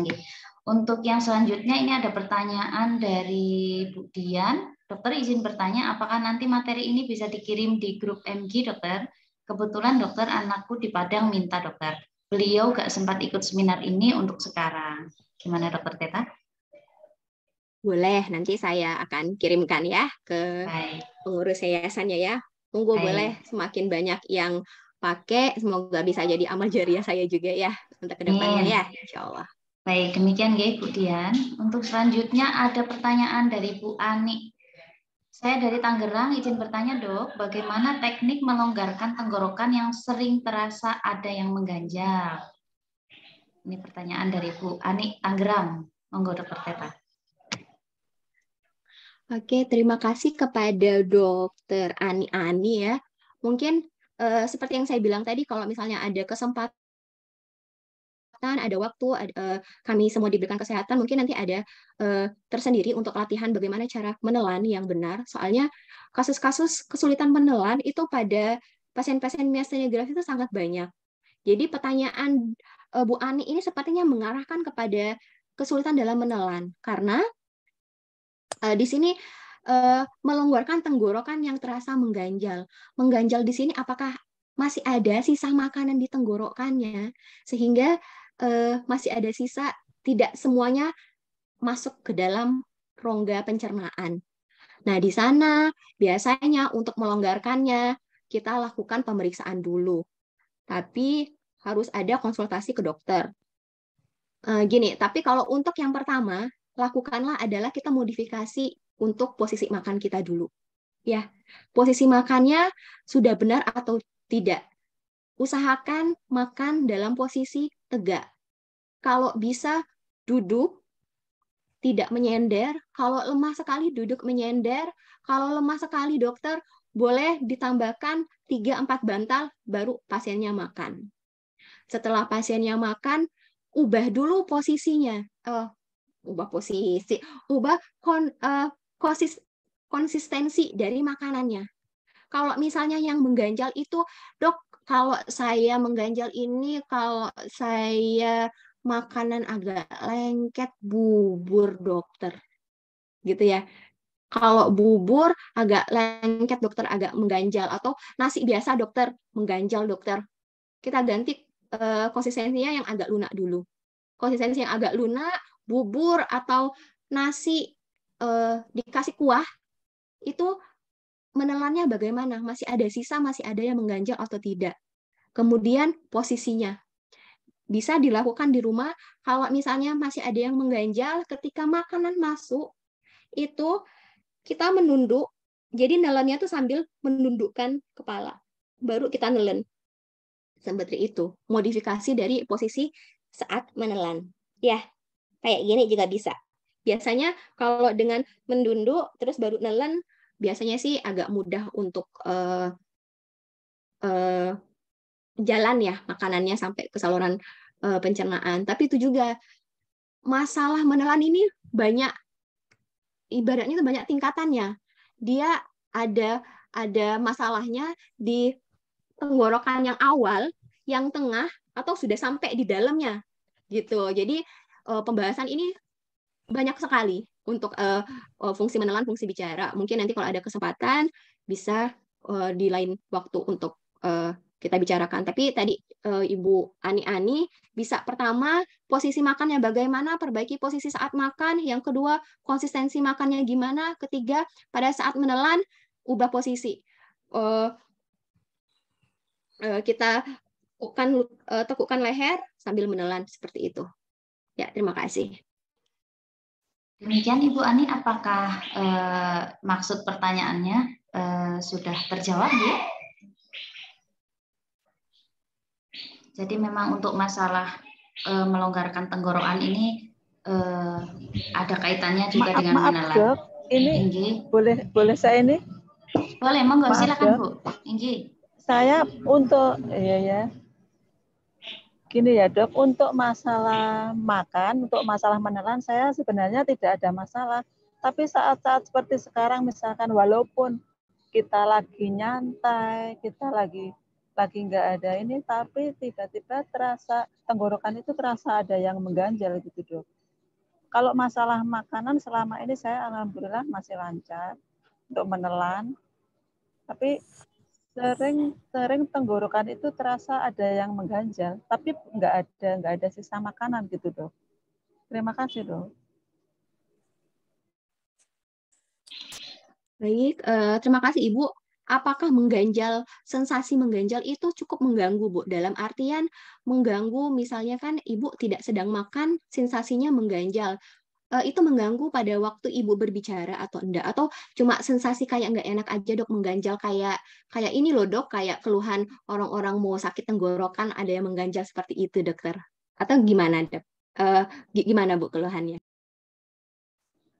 Iya sih, Dok, nggak terlalu mengganggu, cuma ngeras ada yang ganjal gitu aja terasa. Kalau masalah untuk bicara masih normal, cuma ngerasa ada yang mengganjal aja gitu di tenggorokannya itu. Untuk masa bicara masih bisa normal, makan masih normal. Terasa ganjal gitu aja, Dok, sering terasa mengganjal gitu. Oke, terima kasih Ibu. Mungkin untuk rasa mengganjal itu kita kurangi Ibu dengan yang pertama itu lebih banyaknya mengkonsumsi untuk air putih, Ibu, untuk supaya sensasi mengganjal itu kita dapat berkurang. Yang pertama konsumsi lebih banyak air putih, kemudian kalau bisa air putih yang sedikit hangat supaya untuk melegakan tenggorokannya dan untuk mengurangi sensasi mengganjalnya itu. Monggo dicoba dulu, Ibu. Nanti kalau misalnya makin lama makin mengganggu dokter ini yang mengganjalnya dokter, silakan untuk konsultasi ke dokternya. Seperti itu, Ibu. Oke, Dok. Makasih banyak ya, Dok. Baik, Ibu Ani, demikian jawaban dari Dokter Teta. Jadi untuk masalah mengganjal ini sebenarnya salah satu masalah menelan. Jadi itu kalau kami menyebutnya odinofagi atau disfagi. Jadi kalau karena merasa mengganjal, mungkin karena disfaginya. Jadi pengertiannya tadi masalahnya jadi masalah menelan, tapi ternyata Ibu Ani masalahnya bukan menelan. Jadi untuk saat ini kalau masalah mengganjalnya tidak terkait dengan menelan, mungkin Ibu bisa ditambah dengan terapi relaksasi yang tadi sudah dijelaskan oleh Dr. Teta di awal latihan. Dengan relaksasi bisa merilekskan juga otot-ototnya sehingga bisa mengurangi rasa mengganjal di tenggorokannya. Mungkin itu dulu tipsnya. Mungkin untuk topik untuk mengganjal di tenggorokan yang ada masalah kaitannya dengan di tenggorokan mungkin nanti akan dibahas selanjutnya di webinar berikutnya mengenai yang masalah disfagi. Baik, demikian Ibu Ani, semoga bisa menjawab. Selanjutnya Dokter Teta, ini ada pertanyaan dari Ibu Endang, bagaimana cara mengatasi kram di dada kiri saat bicara? Monggo Dokter Teta.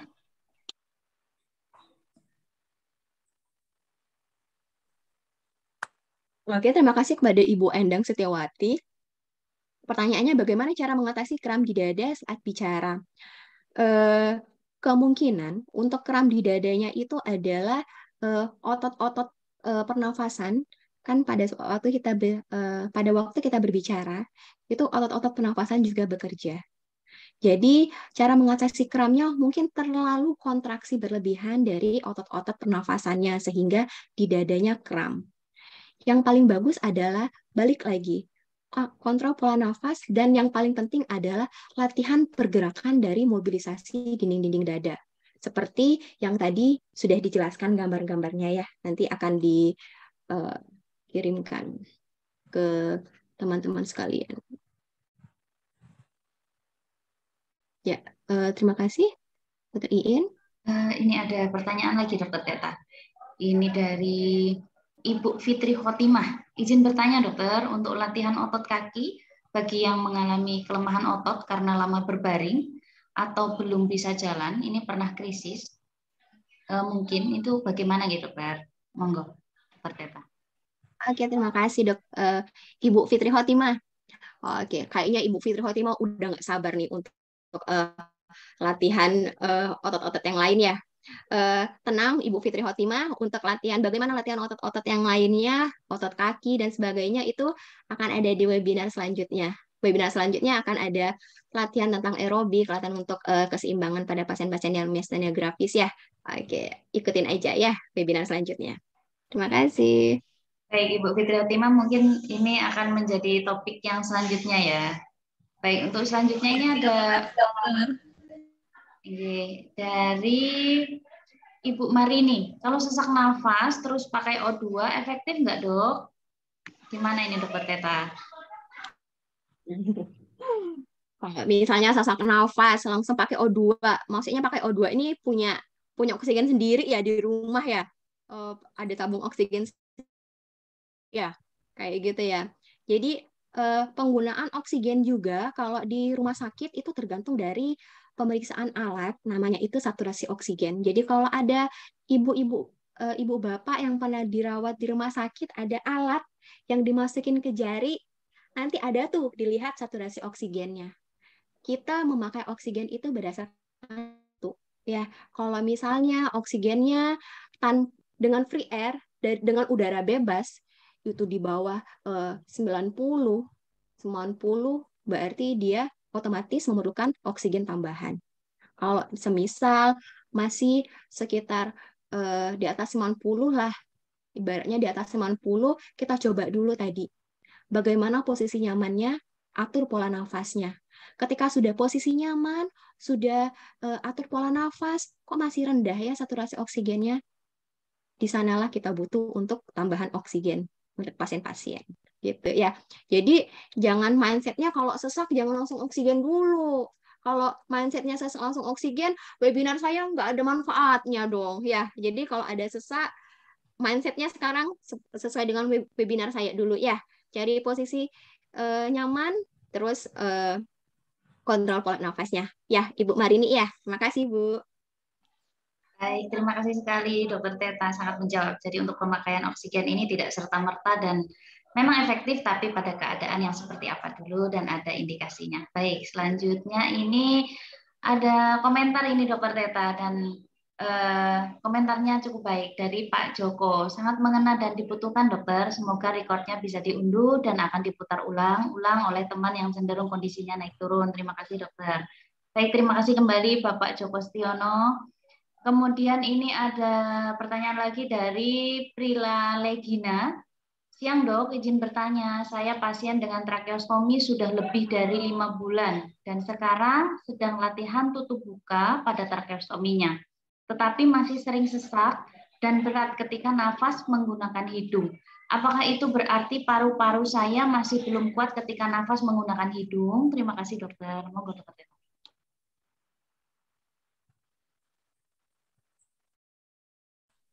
Oke, terima kasih kepada Ibu Prila Legina ya. Ibunya semangat ya Bu ya untuk latihan tutup bukanya. Itu ibaratnya udah fase ujung nih Bu.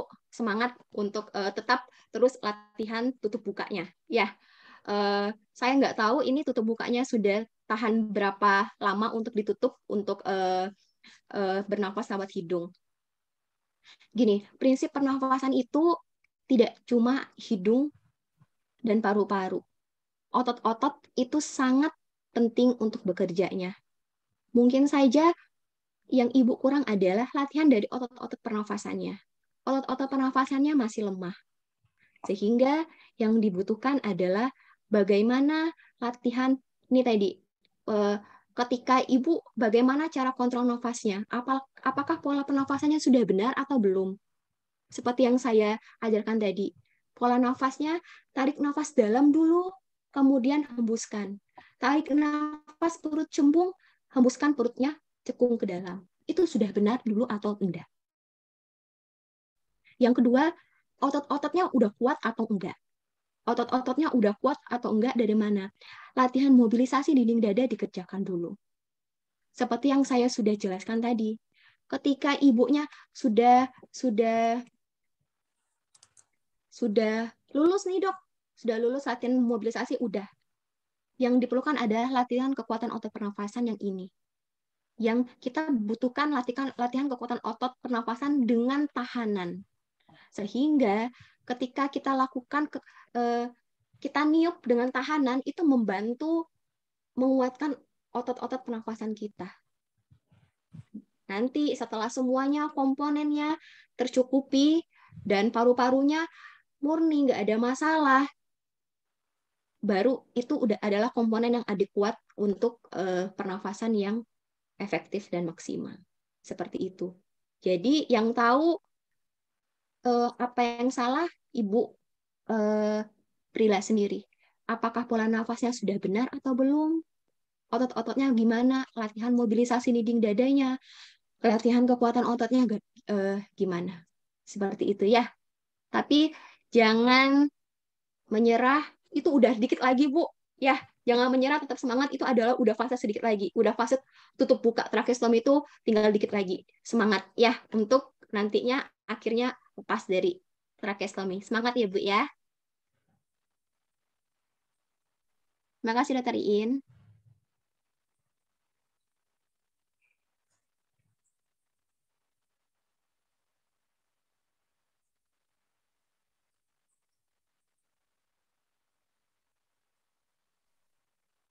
Ya, Dr. Iin. Oh iya, mohon maaf, saya lupa untuk mute tadi. Selanjutnya ini Dokter Teta, ada pertanyaan dari Bu Asri. Assalamualaikum, nama saya Asri. Mau nanya dok, saya kesulitan berdiri dan berjalan sudah 7 tahun. Jadi setiap hari saya cuma bisa jalan jongkok di rumah, atau kalau sudah lemas banget, kadang sampai ngesot-ngesot. Tapi akhir-akhir ini saya sering ngos-ngosan. Padahal jarak kamar ke kamar mandi cuma 3-5 langkah, tapi rasanya saya sudah manjat gunung, kadang sampai susah tarik nafas panjang. Cara ngatasinya biar nafas tetap stabil gimana ya dok? Makasih. Nah ini kaitannya dengan endurance, Dokter Teta. Monggo silakan. Ya, benar kata Dr. Iin. Ini yang pertama adalah yang terkait dengan endurance, baik endurance dari otot-otot pernafasannya atau dari endurance otot-otot dari otot kakinya waktu saat berjalan ya. Kalau untuk pernafasannya, kalau misalnya tadi ibunya merasa ngos-ngosan, susah narik nafas, tadi yang saya bilang balik lagi. Kalau susah tarik nafas, posisi nyaman dulu deh. Setelah posisi nyaman, ibunya nyaman, baru perlahan-lahan tarik nafas dengan pola nafas yang benar. Setelah itu baru itu masalah dari pernafasannya ya. Kemudian baru nanti kita lakukan latihan endurance dari otot-otot kaki. Latihan endurance otot-otot kaki itu ketahanan, bagaimana kita melatih ketahanan otot-otot kaki. Ya, karena beberapa penelitian juga latihan endurance aerobik ditambah dengan latihan pernafasan itu latihannya paling efektif. Jadi makanya saya bilang tadi, saya sangat senang latihan pernafasan dulu diberikan, baru nantinya latihan-latihan yang lain. Karena teman-teman udah pintar dulu nih gimana ngelatih nafasnya sebelum nanti latihan-latihan yang lain. Seperti itu, Bu. Untuk latihan nafasnya, seperti yang saya jelaskan tadi, monggo dilakukan untuk latihan endurance untuk kaki, tangannya mohon bersabar. Nanti akan ada penjelasan lebih lanjutnya dan akan bisa dipraktikkan oleh teman-teman MGers ya. Seperti itu. Baik, terima kasih jawabannya Dokter Teta. Jadi demikian gitu Ibu. Intinya kalau untuk sesak nafasnya dalam keadaan apapun tetap nomor 1 adalah posisi yang nyaman, relaksasi, dan kontrol nafas, karena pada dasarnya sebenarnya nafas itu merupakan gerakan yang otonom, yang otomatis. Jadi kalau merasa sesak pasti akan diikuti dengan nafas yang cepat. Tapi tidak boleh kalau kita mengikuti nafas yang cepat tadi kita akan capek. Jadi mengikuti arahan Dokter Teta tadi bahwa saat sesak nafas kita harus mengontrolnya supaya mengurangi lelahnya. Baik, selanjutnya ini ada dari Ibu Jennifer. Dok, ketika periode sesak nafas datang, kadang saya ngantuk berat. Pernah saya ketiduran, tapi tiba-tiba bangun terkaget karena rasanya seperti berhenti bernapas sesaat. Apa solusi untuk kasus ini, Dok? Monggo, Dokter Teta. Sleep apnea, Dokter Teta. Oke, terima kasih atas pertanyaannya, Ibu Jennifer. Iya, saya ngantuk beratnya ini ada dua kemungkinan nih. Ngantuk beratnya karena udah kecapean, otot-otot nafasnya bekerja, kemudian sleep apnea, ya seperti yang disampaikan Dokter Iin, atau karena sudah pada posisi nyaman, ngantuk, kemudian tiba-tiba ada lagi periode sesak nafas, makanya dia bangun sesak nafas lagi. Banyak kemungkinannya. Ya, tapi yang balik lagi ke dasar yang saya berikan tadi. Kalau sesak nafas, tolong. Nah, ini saya udah pakai kata tolong ya. Tolong Bapak Ibu diingatkan posisi nyaman. Carilah posisi senyaman mungkin, atur pola nafas. Ya, kalau misalnya sudah sesak nafas, sudah pola nyaman, udah posisi nyaman, pola nafasnya udah teratur, baru nanti kita akan tenang untuk, oh ini saya cukup nih di rumah aja. Oh ini kayaknya saya sudah posisi nyaman, udah pola nafas yang udah saya ini, tapi kok masih sesak ya. Oke, berarti saya ke rumah sakit ya. Dengan posisi nyaman, atur pola nafas, kita menjadi tenang, kita tahu kita mau kemana nih. Kita mau di rumah, cukup di rumah aja atau ke rumah sakit. Itu relaksasi, tenang dulu gitu ya. Terima kasih Dokter Iin. Baik, terima kasih Dokter Teta. Selanjutnya ini ada dari Ibu Sri Muryanti. Siang dokter, nama saya Sri, tenggorokan saya terasa penuh lendir, sesak. Bagaimana mengatasinya? Monggo Dokter Teta. Penuh lendir ini. Tenggorokannya penuh lendir, berarti itu adanya dahak. Dahaknya itu apapun benda asing di tenggorokan, otomatis mekanisme tubuh kita tuh ingin mengeluarkan, gitu ya. Tapi masalahnya teknik pada saat mengeluarkannya itu sudah benar atau belum, gitu. Makanya balik lagi ke teknik batuk efektif. Bagaimana kita harus melakukan batuk efektif supaya lendir dahaknya keluar. Kayak gitu. Misal masih ada tenggorokan penuh lendir, Ibu lakukan batuk efektif. Posisi setengah duduk, posisi miring, duduk di tepi bed, meluk bantal. Kemudian tadi seperti yang sudah saya jelaskan, tarik nafas, tahan, batukkan, tapi mulutnya kebuka. Otomatis kalau sudah seperti itu,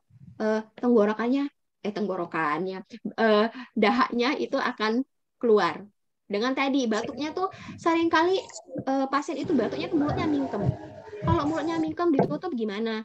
Dahaknya bisa keluar. Jadi pada saat batuk itu mulutnya dibuka supaya tenggorokan juga lega karena lendirnya keluar. Seperti itu ya.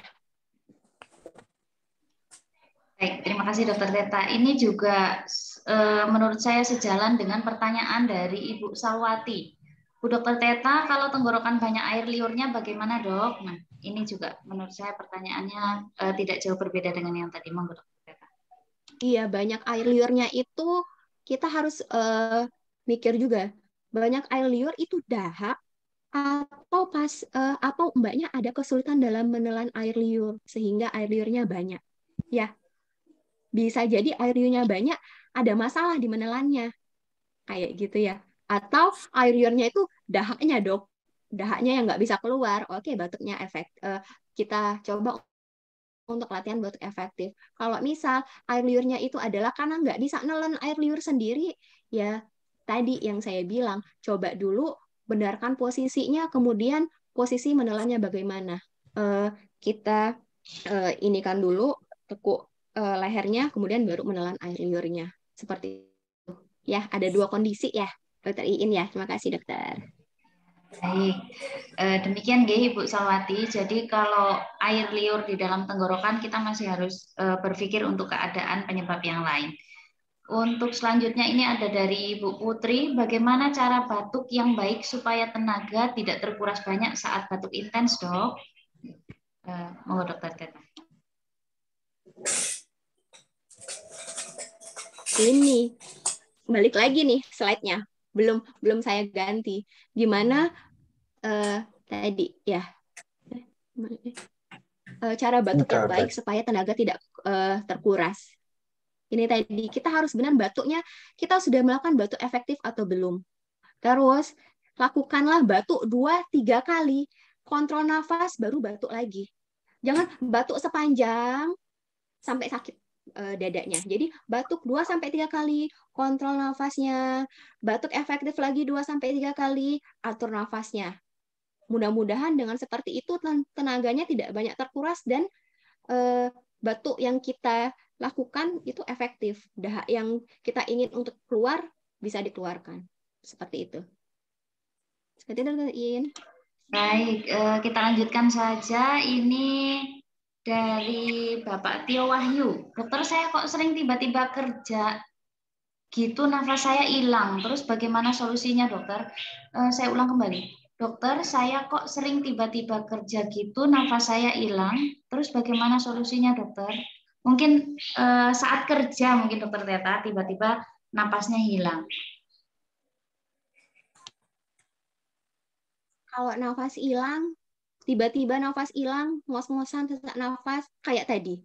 Prinsipnya adalah balik lagi bagaimana cari posisi cari posisi nyaman dan atur pola nafasnya. Balik-balik, Pak. Jadi inti dari webinar saya ini adalah cuma 3 slide, ternyata. Ya. Cuma 3 slide. Ini kalau sesak, kalau ngos-ngosan, kalau tiba-tiba berat nafasnya, breathing control, latihan, batuk. Sudah, itu saja inti dari webinar saya hari ini. Ya. Baik, kembali lagi. Terima kasih Dokter Teta. Kembali lagi Pak Tio untuk masalah jika terjadi masalah nafas, sesak nafas, nafas hilang. Kembali lagi, 1 harus relaksasi, posisi yang nyaman, dan nafasnya dikontrol. Kemudian ini ada dari Ibu Retna Ningsi.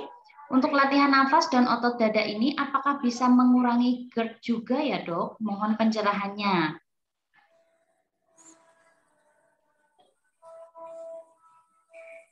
Mohon maaf, Mbak Dr. In, saya belum, itu tadi saya tidak fokus sama pertanyaannya. Saya ulangi. Untuk latihan nafas dan otot dada ini, apakah bisa mengurangi GERD juga ya, Dok? Mohon pencerahannya. Jadi dikaitkan dengan GERD. Sebenarnya untuk dikaitkan dengan GERD itu patofisiologinya itu berbeda. Ya, kalau GERD itu adalah di mana orang awamnya bilang itu adalah asam lambung yang naik ke dalam saluran pencernaan ke kerongkongan. Ya, itu GERD. Jadi apabila untuk GERD itu yang paling utama adalah kita mengkonsumsi obat-obatan GERD. Yang kedua adalah kita atur makanan-makanan yang diperbolehkan dan tidak diperbolehkan untuk GERD.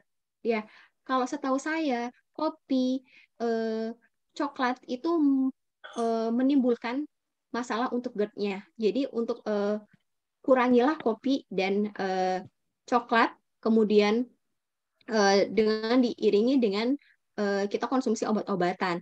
Namun untuk latihan nafas ini sepertinya bermanfaat untuk merelaksasi saja. Ketika kita ngerasa sakit, kita butuh latihan nafas untuk efeknya adalah relaksasi menenangkan saja. Seperti itu. Untuk mengobati GERD-nya, balik lagi. Obat GERD dan hindari faktor risiko munculnya GERD tersebut. Terima kasih. Baik, Dokter Teta sangat menjawab. Begitu nggih, Dokter Bu Retna Ningsi. Jadi sebenarnya bisa tapi secara tidak langsung. Jadi ada manfaatnya tapi secara tidak langsung. Kalau untuk GERD-nya tetap harus sesuai dengan pengobatan untuk GERD-nya. Untuk latihan nafasnya, ini untuk relaksasinya, untuk dari faktor lainnya. Baik, ini ada dari Bapak Ronaldus. Tadi saya mencoba batuk dengan cara paksa, tapi kenapa pangkal tenggorokan saya terasa sakit ya, Dok? Ini pertanyaan terakhir dari Bapak Ronaldus. Monggo Dokter Reta, apa mungkin tekniknya yang belum benar? Iya, bisa jadi. Yang pertama, tekniknya sudah benar atau tidak. Yang kedua, kalau saya sarankan, untuk batuk pertama kali itu kita gunakan latihan batuk efektif. Namun ketika Bapak ngerasa dahaknya tuh sudah ada di pangkal tenggorokan, dokter, baru kita lakukan latihan huffing, latihan hembuskan nafas paksa.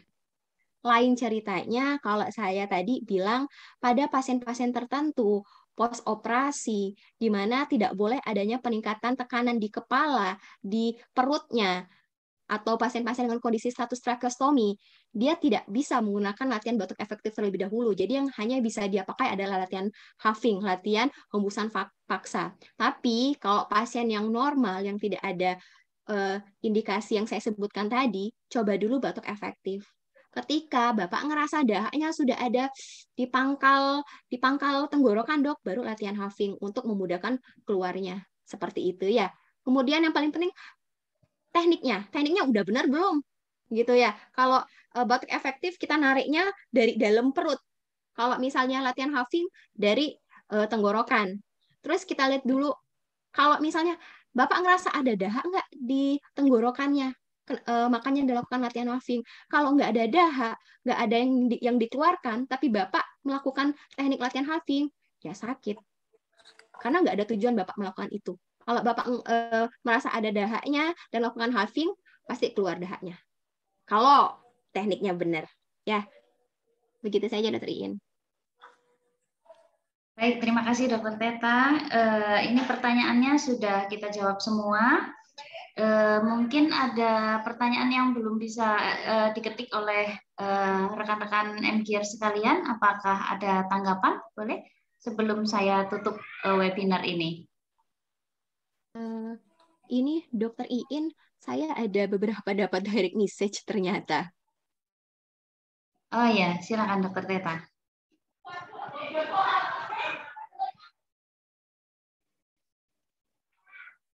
Bingung bagaimana itu nanti sudah dijawab ya, nanti akan dijelaskan. Mungkin sudah dijelaskan secara umum webinar kemarin, akan mendetail, akan kita jadwalkan untuk latihan-latihannya yang spesifik untuk tangan, kaki, dan latihan aerobiknya.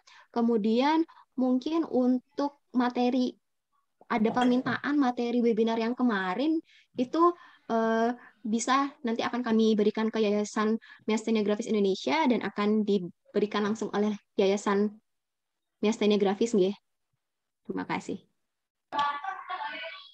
Baik, terima kasih Dr. Teta. Untuk rekan-rekan MGers, apakah masih ada tanggapan atau pertanyaan?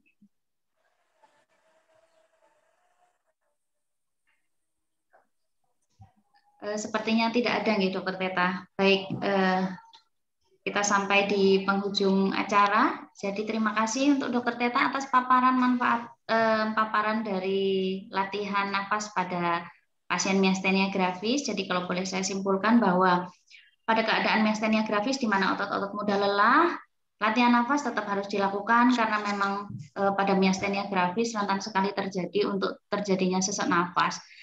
Nah, yang pertama untuk latihan nafas adalah posisi yang nyaman, posisi relaksasi, dan kemudian breathing control.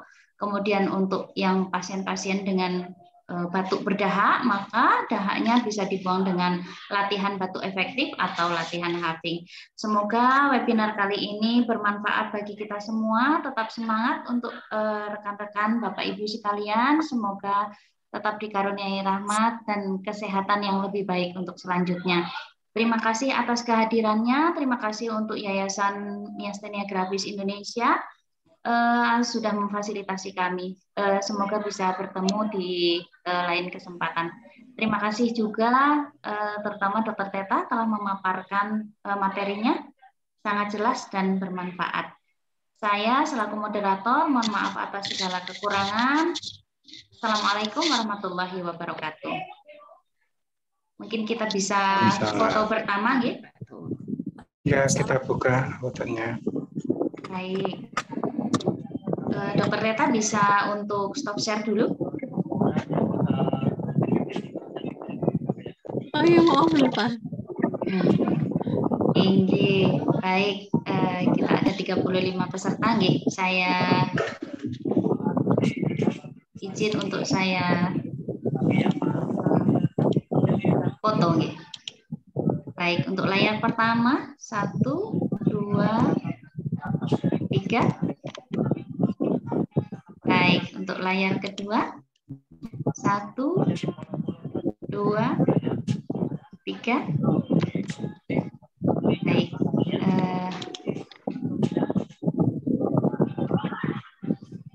Ampun. Semuanya sudah. Bisa diulang mungkin yang belum on cam, bisa on cam dulu. Saya ulang ya. 1, 2, 3. 1, 2, 3. Baik, terima kasih atas semua partisipannya. Saya akhiri webinar kali ini. Sampai berjumpa di webinar berikutnya dengan topik yang berbeda. Tetap semangat. Assalamualaikum warahmatullahi wabarakatuh. Waalaikumsalam. Waalaikumsalam. Terima kasih.